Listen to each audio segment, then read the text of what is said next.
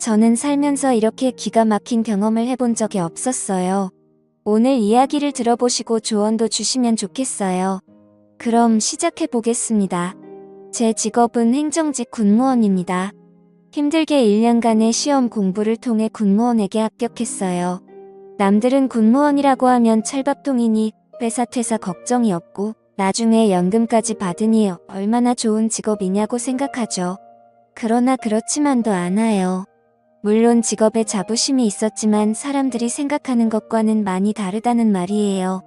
실상은 박봉에 어느 정도 연차가 있어야 삶의 질도 좋아지고 봉급도 올라가고 그때까지는 돈 벌기 참 힘들더라고요. 일반 직장인 친구들은 가끔 여행도 하고 바이러스 시국에도 걱정 없이 월급 나오는 저를 부럽다고 하더라고요. 하지만 어떻게 보면 군무원 생활하는 곳이 군대잖아요. 계급 사회죠. 그래서 그런지 오래 버티는 사람들이 별로 없어요. 다들 중간에 그만두거나 아니면 공부를 좀 더 해서 공무원이나 공기업으로 이직을 많이 하는 편이에요. 그래도 전 나름 오래 있긴 했어요. 행정직이라 그런지 그렇게 힘들지도 않고 제 일만 하면 크게 눈치 주는 상사도 없었어요. 이렇게 한 직장에서 일하면서 남편을 만나 결혼도 했습니다. 남편은 육군 소령이고요. 처음 남편을 보았을 때 제복이 너무 멋있더라고요. 군대이지만 항상 부하 직원들에게도 잘 대해주고 멀리서 보고 한눈에 이 사람이 진짜구나 하고 생각했어요. 신랑은 지원병과에서 일하고 있고 그쪽 일도 행정일이다 보니 서로 회의를 자주 하게 되고 그런데 군인과 민간인이잖아요. 군인들이 좀 막힌 데가 있어 한 번씩 의견이 잘 맞지 않더라고요. 그렇게 싸우다 보니 정이 들기도 하고 다른 사람 만날 시간은 없고 매일 얼굴 보는 사람은 그 사람이고 그러다 보니 연애도 하게 되더라고요. 그렇게 몇 개월 연애하다가 자연스럽게 결혼 이야기가 오고 가게 되었습니다. 사귀다 보니 나쁜 사람 같지는 않았어요. 그리고 비슷한 일을 하고 있어 결혼하면 좋은 점이 많을 거라 생각했어요. 그래서 결혼을 해도 되겠다 생각했습니다. 그렇게 누가 먼저랄 것도 없이 결혼을 진행하게 되었고 우리는 동료들의 축복 속에 부부가 되었습니다. 부대장님의 배려로 해외로 신혼여행도 길게 다녀올 수 있었어요.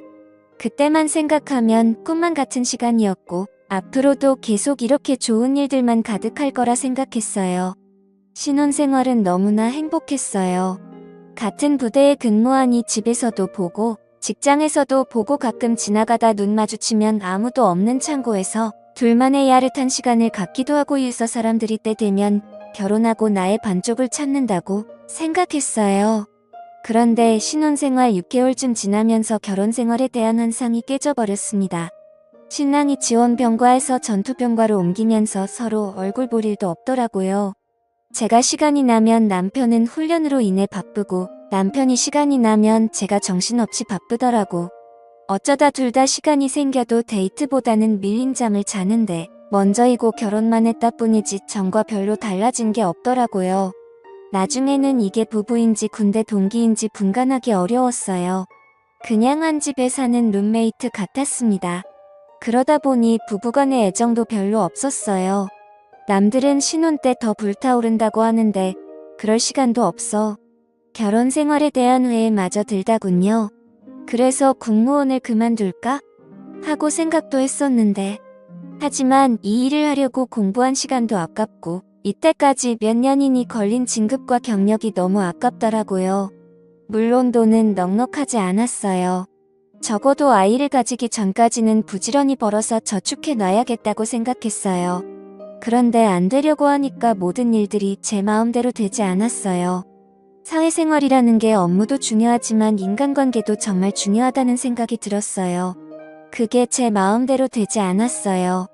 바로 새로 들어온 간호장교 때문이었습니다. 일반 직장인도 마찬가지겠지만 군무원 또한 시간이 지나고 진급하고 연차가 쌓이면 선후배의 관계가 엄격하거든요. 그리고 여기는 군부대잖아요. 하지만 민간인과 군인 신분은 계급을 떠나 서로 동반자라고 해야 할까? 서로 이해하고 다독여주려고 노력하는 사이거든요. 친한 사이는 될 수 없겠지만 적어도 불편한 관계는 되지 말자고 생각했었습니다. 그런데 늦게 온 간호장교가 유난히 되게 까다롭게 굴고 불만도 많이 있어 보였어요. 나이도 비슷하고 계급도 달리라서 저도 막대하기에는 좀 힘든 사람이었어요. 그런데 어느 날부터 저와 관계가 나빠지기 시작하더라고요. 평소에 똑같이 했는데도 뭐 행정일을 이따게 보냐? 등 짜증을 엄청나게 내더라고요. 그래서 제가 한 번은 시간을 내어 물어봤어요. 저게 대리님 뭐 제가 실수한 거 있나요? 근데 무시하듯이 그냥 말없이 노려보더니 가버리더라고요. 아무튼 결혼 생활도 재미없고 사무실에서 신경이 쓰이는 일도 생기다 보니 스트레스가 정말 많았습니다. 그러던 어느 날이었어요. 훈련을 다녀온 남편의 짐가방을 정리하는데 처음 보는 화장품이 보이더라고요. 남편이 쓰는 남성용이 아니라 여성용 화장품이었어요. 이거 당신 거 아니잖아. 어디서 났어? 그랬더니 남편은 그거 화장품 다 떨어져서 새로 샀어. 라고 겁니다. 그래 그런데 이거 가벼운데 새 것 아니야? 아 올라 쏟아져나 보지? 뭐 그렇게 꼬칫꼬칫해물어 화를 내는 남편을 보니 저도 더 묻기가 싫어지더군요. 근데 여자의 직감이랄까 뭔가 좀 이상한 느낌은 들었지만 그날은 그냥 넘어가기로 했습니다. 그런데 며칠 후 전 똑같은 화장품을 다시 보았어요. 집이 아니라 사무실에서였죠. 그렇게도 저를 싫어하던 간호장교의 책상 위에 똑같은 화장품이 놓여 있었습니다. 처음엔 아무 생각 없이 봤어요. 우연일 수도 있겠죠. 화장품 전시대에 가면 흔하게 살 수 있는 화장품이고 우연히 같은 걸 샀을 가능성이 있잖아요. 그렇게 생각하고 넘어가려고 했습니다. 그런데 머릿속에서 그 생각이 지워지지 않더라고요. 자꾸만 뭔가 쌓은 기분이 들었어요. 그때부터 저는 그 두 사람을 유심히 살펴보기로 했습니다. 회사에서는 간호장교의 행동을 주시하고 집에서는 남편을 능히 살펴보았죠. 그런데 딱히 이상한 건 없더라고요. 뭔가 증거가 될 만한 것들은 잡히지 않았어요. 어쩌면 제가 너무 예민하게 생각한 걸 수도 있겠다 생각했습니다. 그때에는 정말 스트레스로 잠도 잘 못 자고 그랬거든요. 신경이 예민한 상태였기는 했었어요. 그렇게 잊어버리고 지나가려는데 어느 날 충격적인 이야기를 듣게 되었습니다. 늦은 점심을 먹고 사무실로 돌아왔는데 사람들 몇몇이 모여서 이야기하고 있었어요. 그러다가 내가 다가가자 사람들이 황급히 자리를 떼더군요. 괜히 내 눈치를 살피면서 헛기침 흘는 사람도 있더라고요. 이상한 낌새를 눈치챈 저는 제일 친한 후배를 붙들어 물어봤습니다. 무슨 이야기를 했냐고 물었더니 그 후배가 망설이다가 제게 사실을 이야기해 주더군요. 어젯밤에 누가 남편을 봤는데 그 간호장교와 모텔에서 나오더라 합니다. 소문날까봐 몇몇 사람들끼리만 이야기하고 있는데 제가 그걸 보고 추궁을 했던 거죠. 그리고 그거 사실이냐고 사람 얼굴 잘못 근본 증거 아니냐고 물어봤어요. 매일 보는 사람인데 잘못 볼 리가 없겠죠. 일단 후배의 사람들한테 얘기는 더 이상 퍼져나가지 않도록 입단속을 시켰습니다. 가슴이 답답하고 정말 미치겠더라고요. 결혼 생활 6년도 아니고 6개월 차인데 벌써 남편이 남의 편이 되나니 이어 현실판 부부의 세계가 되었어요. 마음 같아서는 당장에 그 두 사람에게 따지고 싶었지만 일단은 참았습니다. 확실한 증거를 잡고 싶었거든요. 다행히 소문은 더 퍼지지 않았고 남편도 그런 얘기가 돌았던 건 꿈에도 모르고 있더군요. 아무 일도 없다는데 출근하는 그 얼굴들을 보니 정말 귓사랑 날려주고 싶더군요. 저는 먼저 남편 핸드폰에 위치 추적 응용 소프트웨어를 설치했습니다. 제 눈으로 확인하고 싶었거든요. 응용 소프트웨어를 깔면서 문자랑 통화 내용을 봤는데 벌써 지워버렸는지 없더라고요. 그렇게 남편의 행적을 추적하던 중 드디어 남편이 수상한 길로 가는 걸 발견했고 얼른 택시를 타고 남편이 있는 곳으로 향했습니다. 위치 신호는 뒤 골목에 있는 모텔에서 멈춰 신호가 잡히더군요. 저도 그 앞에서 한참 동안 잠복해 있었어요.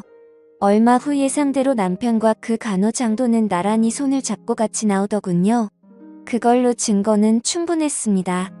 하지만 전 바로 행동하지 않았어요. 그렇게 시시하게 끝내고 싶지 않았거든요. 일단 두 사람이 같이 있다는 증거는 확인했으니 그냥 이대로 끝내기에는 너무나 화가 나더라고요. 어떻게 할까 고민하다가 한 가지 방법을 찾았어요. 일단 사무실에 연차를 내고 친구들과 일주일 정도 제주도 여행을 갔다고 남편에게 허락받았어요. 그 전에 저는 집에 몰래카메라를 설치했습니다. 핸드폰으로 집안 상태를 볼 수 있는 카메라였어요. 고화질의 소리도 녹음되는 기종으로 샀습니다. 물론 남편은 모르게 숨겨두었죠. 어차피 남편은 집안일에 관심이 없어서 그런 사소한 변화는 눈치도 없었거든요. 남편 성격상 일주일 동안 집을 비우게 되면 틀림없이 그 간호장교를 불러들일 거라고 생각했어요. 그리고 그 예상은 적중했습니다. 오래 걸리지도 않더군요. 제가 집을 비우자마자 간호장교가 들어오더군요. 그리고는 더 이상 말하지 않아도 알겠죠. 어떻게 신혼부부 집에서 그럴 생각을 했는지. 남편도 남편이지만 그 간호장교 정말 뻔뻔하더라고요. 그렇게 녹화된 영상은 모두 저장해 두었어요. 제주도 여행에서 집으로 왔을 때 아무 일 없다는 듯 생활했습니다. 얼굴만 봐도 토가 나올 것 같았어요. 그리고 드디어 폭탄을 터뜨릴 날이 밝았습니다. 월요일 오전 행정직원과 관련된 사람들과의 미팅 시간. 간호장교는 오늘도 멋있는 표정으로 들어오더라고요. 그래, 그 표정 얼마나 오래 가나 보자 하고 생각하니 웃음이 나왔어요. 드디어 회의 시작. 노트북에 연결된 영상을 보는 순간 회의에 모인 모든 사람이 깜짝 놀랐어요. 생각하지 않았던 영상이 나오자 처음에는 수군거리기만 하던 사람들이 영상 속 주인공들의 얼굴이 보이자 나지막이 소리를 내더라고요. 회의실은 완전히 아수라장이 되었습니다. 영상을 끌 생각도 못하고 다들 당황해서 하고 있었지요. 그러다가 뒤에서 이게 무슨 짓이야 라는 소리가 들려왔어요. 충격과 공포가 가득한 목소리였어요. 그리고는 손을 바들바들 떨면서 저를 노려보더라고요. 저도 지지 않고 같이 노려봤습니다. 이거 사생활 침해 아니야? 당신 고소할 거야 라고 하더군요. 그래서 저도 그래, 어디 고소 한번 해봐, 내가 당하고만 있을 것 같아 라고 해주었어요. 상황이 이렇게 되자 분노를 주체하지 못한 간호장교는 그 자리를 박차고 나가버렸어요. 공개적으로 망신당했으니 군생활 똑바로 할 수는 없었겠죠. 그 후로 들리는 소문으로는 전 남편과 간호장교는 그 사건이 벌어진 이후로 서둘러서 제대를 하게 되었다고 하더군요. 저 또한 이혼과 몇 년간의 군무원 생활을 정리했답니다. 그리고 지금은 다시 공부해서 5급 행정직 공무원에 취업했습니다. 지금까지 제 이야기 들어주셔서 고맙습니다.